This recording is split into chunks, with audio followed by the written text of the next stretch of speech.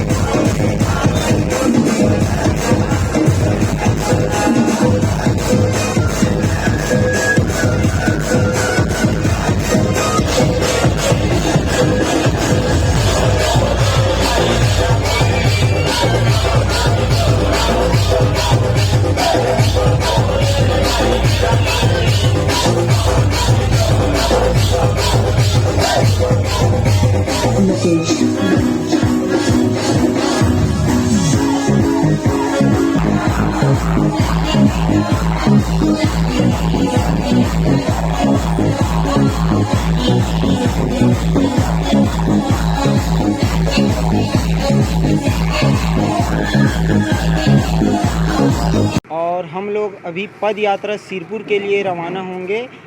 लगभग हम लोग 25 से 30 जा रहे हैं और जिसमें आसपास के मोहल्ले भी शामिल है। जालमपुर है, शंकर नगर है, 2-4 गांव के भी हैं और हमारे वार्ड के लगभग 20 आदमी वार्ड के लगभग 15 वर्षों से जा रहे हैं। कांवड़ यात्रा में जाते हैं तो साथ में क्या लेकर चलते हैं? कांवड़ यात्रा में जाते हैं तो जल लेके चलते हैं। जिसके पास कांवड़ है वो कांवड़ पकड़ के चलते हैं और बाकी बाबा की कृपा से सब सुविधा हो जाता है। डब्बा, बैग सब पैदल ले चलते हैं। खाने पीने के लिए क्या व्यवस्था? खाने पीने के लिए पूरा रोड में भंडारा रहता है और जैसे हम लोग रुकते हैं रात तो अपना स्वयं बना के खाते हैं। और खरसा करके गांव है जहां हमारा रुकना होता है, वहां के गांव के लोग भी बहुत हम लोग का सहयोग करते हैं। यहाँ से सिरपुर कितना दूर है और कितने दिन में लौटते हैं? यहाँ से सिरपुर समथिंग 180 किलोमीटर के आसपास है और हम लोग पैदल आज शाम को जल लेके चलेंगे ना तो सोमवार सुबह पहुँच जाते हैं। हम लोग कल से निकले थे और सुबह 10 बजे से और 10 बजे हम लोग वहाँ पहुँचे राजीव और इधर से हम लोग जा रहे हैं इधर घूमने के लिए। आप लोगों का जो टोली है वो कब से कर रहे हैं? मतलब लगभग 4 साल हो गए, 4-5 साल। तो जब निकलते हैं तो कितना किलोमीटर तक चलते हैं? पूरा राजीव तक। रायपुर से राजीव? हाँ पूरा। खाने के लिए कुछ ले जाते हैं, क्या करते हैं? खाना के लिए थोड़ा बहुत पकड़ लेते हैं अपना, बस रास्ते में बनाते हैं? हाँ नहीं, रास्ते में नहीं, पकड़ लेते कुछ खाने के लिए। कितने की टोली में जाते हैं? हम लोग लगभग 70 के आसपास। साथ में क्या क्या रखते हैं? साथ में सब चीज़ें रहते हैं, खाने के लिए व्यवस्था लाते रहते हैं हमारे टोली लोग, गाड़ी पे अपना आते जाते हैं। जब कांवड़ बढ़िया महसूस होता है। अच्छा, आइए अब जानते हैं कांवड़ यात्रा के इतिहास के बारे में। कांवड़ यात्रा कब शुरू हुई इसकी कोई निश्चित तारीख नहीं है, लेकिन इतिहास के अनुसार भगवान श्री राम, रावण, परशुराम और श्रवण कुमार को पहला कांवड़िया माना जाता है। लंबे समय से शहर में कांवड़ यात्रा निकाल रहे बोलबम कांवड़िया संघ का कहना है कि कांवड़ यात्रा तो सिर्फ शिव भक्ति है जिसमें पूरा संसार डूबा हुआ है।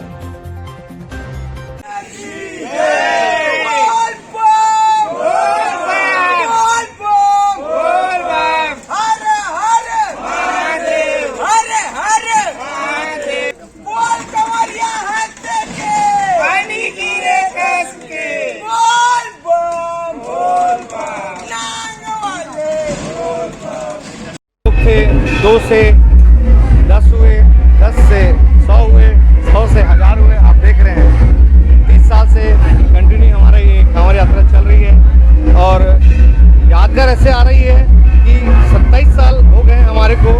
हमारे जो प्राचीन मंदिर है बुढ़ेश्वर महादेव मंदिर 1400 साल पुराने, वहाँ पर आज तक के यानी अपना शिव महापुराण जी की कथा चल रही है और कोविड में भी महाराज जी भोले बाबा को बैठ के अपनी शिव महापुराण जी की कथा की है, यानी निर्विघ्न आज तक की हमारी शिव महापुराण कथा चल रही है। ये जो कांवड़ यात्रा बाबा का आदेश था, चलते गए कारवां बनता गया। आज आप देख रहे हैं हम लोग यहाँ से चढ़ाव में हर सोमवार सावन सोमवार को सुबह ये हमारा समिति हमारे शंकर साहू जी समिति बनाए हैं जो मिनिमम 25 वर्षों से चले आ रहा है। अब उसके ही मार्गदर्शन में हम आगे बढ़ा रहे, उसके मार्गदर्शन को हम आगे बढ़ाते हुए मिनिमम 10 साल हो गए हम लोग को इस पद यात्रा को आगे बढ़ा रहे हैं। उसका मार्गदर्शन हमको मिलता रहा, कुछ हो गया इसलिए हमारा साथ उसके छूट गया, लेकिन हम लोग इस यात्रा को हर साल और हर बंधु को साथ में लेकर चल रहे। ये यात्रा हम लोग का और हमारे मोहल्ले का प्रेरणा और मोहल्ला शांति रहे, विश्व शांति रहे, इसके लिए हम लोग पैदल यात्रा का भ्रमण करते। भोले भंडारी से को हम हर साल अच्छा शुभकामना मिले, मोहल्ले को, धमतरी को, राज्य को अच्छा शुभकामना के साथ उससे आशीर्वाद लेते हैं। इसीलिए हम उस मनोकामना को हमारा देश सुरक्षित रहे, हमारा परिवार सुरक्षित रहे, हमारा राज्य सुरक्षित रहे, इस उद्देश्य से हम लोग पैदल यात्रा का भ्रमण करते हैं। जो यहाँ से हम लोग अभी महासमुंद निकलेंगे, महासमुंद से वापसी हम लोग अपना तैयारी करके बमनी आएंगे अंदर गांव, वहाँ से हम लोग पैदल यात्रा करेंगे। फिर हम लोग महासमुंद आएंगे, महासमुंद में थोड़ा देर विश्राम करने के बाद हम लोग तुमगांव के लिए निकलेंगे। तुमगांव में थोड़ा आधे आदमी वहाँ विश्राम करेंगे।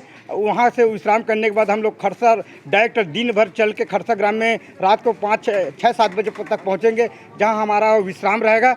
वहाँ से हम लोग सवेरे नहा वहाँ के सवेरे 5 बजे निकलेंगे, तो हम लोग रात सवेरे 7 से 8 बजे के बीच हम लोग सिरपुर पहुँच जाएंगे। वहाँ जल यात्रा करने के बाद ही विश्राम करेंगे हम लोग। वैसे पहले और आज के कांवड़ यात्रा में काफी अंतर आ गया है। कलयुग में तो कांवड़ यात्रा का पूरा स्वरूप ही बदल गया है। अब कांवड़ यात्रा का एक हिस्सा कठिन परीक्षा से जुड़ गया है। कांवड़िये पहले घर से सत्तू और चने लेकर निकलते थे। एक कांवड़ के साथ 2 लोग होते थे। लाउड स्पीकर की कोई परंपरा नहीं थी।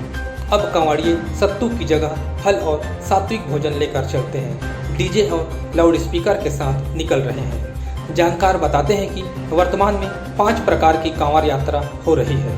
पहला बोलबम कांवड़, इसमें भक्त बिना चप्पल जूतों के निकलते हैं। दूसरा खड़ी कांवड़, इसमें भक्त खड़ी कांवड़ लेकर निकलते हैं। तीसरा झूला कांवड़, इसमें भक्त झूले आकार की कांवड़ लेकर निकलते हैं। चौथा डाक कांवड़, इसमें कांवड़ियों के कपड़ों का रंग सफ़ेद होता है। बिना रुके 24 घंटे के भीतर ये जलाभिषेक करते हैं। पांचवा दंडवत कांवड़, यह सबसे कठिन कांवड़ मानी जाती है। भक्त अपनी शरीर की लंबाई अनुसार लेटकर यात्रा पूरी करते हैं। कांवड़ यात्रा जो है वो क्या कहते हैं 3-4 प्रकार के होते हैं। एक होता है जैसे गंगा जी से जल लिए हम साधारण, और उसको हम ले करके और डब्बा में ले करके अपना चल दिए, हाथ में ले करके वो हुआ। 2 दिन में 3 दिन में अपना खाते पीते अपना चल रहे हैं। एक ये यात्रा हो। एक हुआ जो कांवड़ यात्रा हम 24 घंटा के अंदर में हमको बाबा के धाम में पहुंचना है, बाबा के पास। उसे कहते हैं डाक बम। वो डाक बम होता है, वो निराधार, कहीं कुछ खाता पीता नहीं है। प्यास लगा तो इशारा करता है जो हमको थोड़ा पानी दीजिए ऐसे, तो कोई ऐसे पानी उसके मुँह पर में मार देते हैं। बस वही पानी पीते हुए वो 24 घंटा के अंदर में भोले बाबा को जल चढ़ाना लगता है। उसे कहते हैं डाक बम।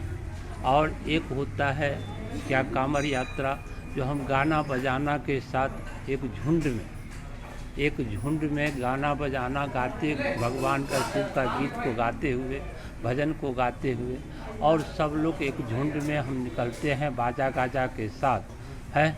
वो भी मतलब 2 से 3 दिन में उसका नियम है, जो हम कांवर को नीचे में न रखें, उसको कुत्ता मत छुए। कुत्ता छूने से गंगाजल भी छुआ जाता है, इसीलिए उसको लेकर के कहीं हर जगह टांगने का स्थान रहता है, टांग देते हैं। कोई पेड़ के डाली में टांगते हैं, कोई खीला में डालते हैं। यहाँ जैसे लगा हुआ है इस पर में रखते हैं अपना वो जो है कांवर को रख दिए, फिर उठा कर। इस प्रकार से 3-4 प्रकार के कांवर यात्रा होता है। लोग ये जो है ना अनादिकाल से आ रहा है। भगवान शिव का जो है ना, सब ब्रह्मा जी भी पूजा किए, भगवान का शिव का पूजा रामेश्वरम में भगवान राम जी भी किए हैं। तो अनादिकाल से ये आ रहा है। इसका कुछ परिवर्तन होता जाता है। जैसे पहले गाजा बाजा नहीं होता था, अभी गाजा बाजा के साथ होता है। पहले लोग जल उठा करके वैसे ले जाते थे। आ रहा है ये बहुत पूर्व से। अब हमको कहोगे जो कितने दिन से आ रहा है, तो हम तो हमारी एज ही है 50-55 साल की, तो हम कहाँ आपको बता सकते हैं। लेकिन ये जो है कांवर यात्रा जो है ना, अनादिकाल से चल रहा है। गंगाजल उठाओ, भगवान शिव के मंदिर में जा कर के चढ़ाओ। सब लोग चढ़ाते आ रहे हैं, उसी को देखा देखी। अब ये जो है रूपरेखा थोड़ा सा 2-3 प्रकार 4 प्रकार का बदल गया है। कोई भजन करते जा रहा है, कोई गीत गाते जा रहा है, कोई डाक बम लेके जो उठाया तो कहीं उसको गंगाजल को रखेगा नहीं, केवल शिव के धाम में आके रखेगा। यात्रा होता है। बहरहाल कांवर यात्रा का स्वरूप भले ही बदल गया हो, पर कांवड़ियों की संख्या कई गुना बढ़ी है। इसमें युवा वर्ग की संख्या सबसे ज्यादा है। एकता न्यूज में आज बस इतना ही। अगले बुलेटिन में फिर मिलेंगे, तब तक के लिए नमस्कार।